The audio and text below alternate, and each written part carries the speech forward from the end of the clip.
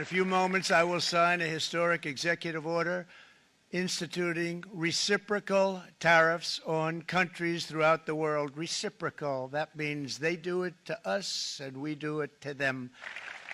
So if you look at that, China, first row, China, 67%. That's tariffs charged to the USA, including currency manipulation and trade barriers. So it's 67%, so we're going to be charging a discounted reciprocal tariff of 34%. I think, in other words, they charge us, we charge them less. So how can anybody be upset? Well, folks, you would think a 54% tariff on China's imports would send China's economy into a tailspin, right? Well, it turns out the reality is a little more complicated. Instead of panic, China is playing it cool and even finding ways to turn this crisis into an opportunity. On April 2, 2025, President Trump shook the global economy with a sweeping 10% tax on all imports. But China got hit hardest with a whopping 54% tariff. Beijing had seen this coming. For months, they've been holding back on big stimulus moves. Trump didn't just hit China. He also slapped tariffs on Europe, Canada, and key US allies. Suddenly, China isn't the odd one out. It's looking like a more stable and attractive trade partner. With 85% of exports already going to places other than the US,